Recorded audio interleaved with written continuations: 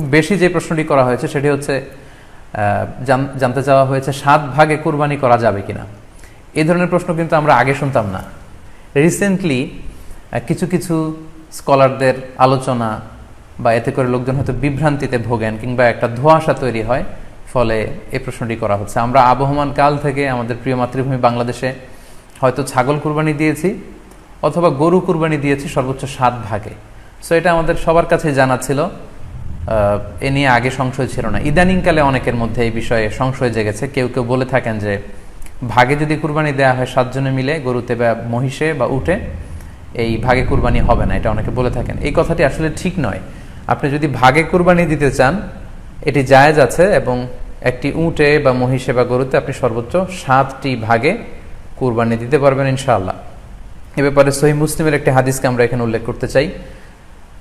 সাইয়েদনা জাবের রাদিয়াল্লাহু তাআলা আনহু থেকে বর্ণিত, তিনি বলেন, ক্বালা হাজাজনা মা রাসূলিল্লাহি সাল্লাল্লাহু আলাইহি ওয়াসাল্লাম, আমরা আল্লাহ রাসূল সাল্লাল্লাহু আলাইহি ওয়াসাল্লামের সাথে হজ করেছি। ফানাহারনাল বাঈরা আন সাবআ, সেখানে আমরা উট কুরবানি দিয়েছি 7 জনের পক্ষ থেকে। ওয়াল বাকারাতা আন সাবআ, আর আমরা সেখানে গরু কুরবানি দিয়েছি 7 জনের পক্ষ থেকে। খুব সুস্পষ্ট, একটি উটে ওনারা 7 জন অংশগ্রহণ করতেন, একটি গরুতে 7 জন অংশগ্রহণ করতেন।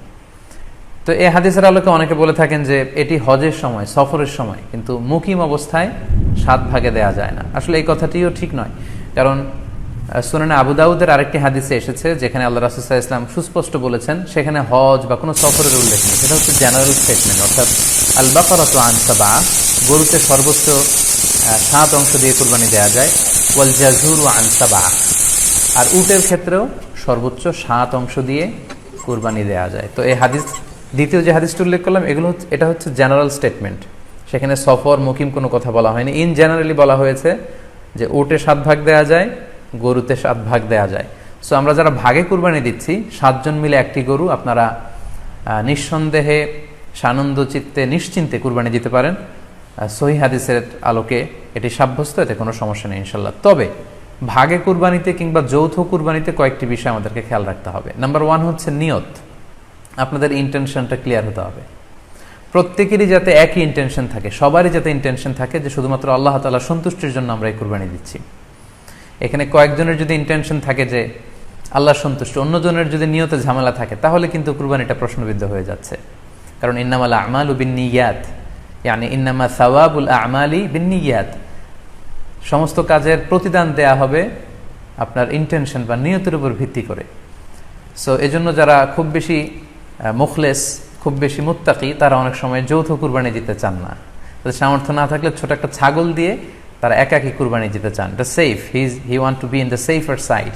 কারণ যৌথ কুরবানি দিতে দিতে যে কার মনে কি চিন্তা, কার মনে কি নিয়ত, আমরা কিন্তু কিছু জানি না।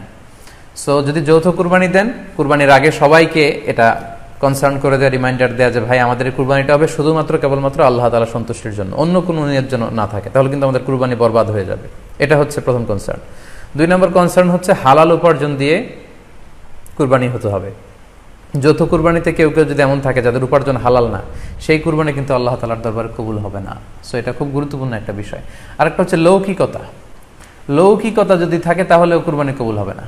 যৌথ কুরবানিতে কারো যদি এটা থাকে যে আমার গরুটা সবচেয়ে বড়, আমাদের গরুটা এলাকার সবচেয়ে বড় গরু, এবং সবাইকে বলে বেড়াচ্ছে যে এইবারের গরুটা সবচেয়ে বড় হয়েছে, আমার চেয়ে বড় গরু কেউ দিতে পারে না এই এলাকায়। তো এই জাতীয় যদি লৌকিকতা প্রবণতা কারোর মধ্যে থাকে, তাহলেও কিন্তু তার কুরবানি কবুল হবে না। সো যৌথ কুরবানি যদি আপনারা দিতে চান, এই বিষয়গুলো আমাদেরকে খেয়াল রাখতে হবে।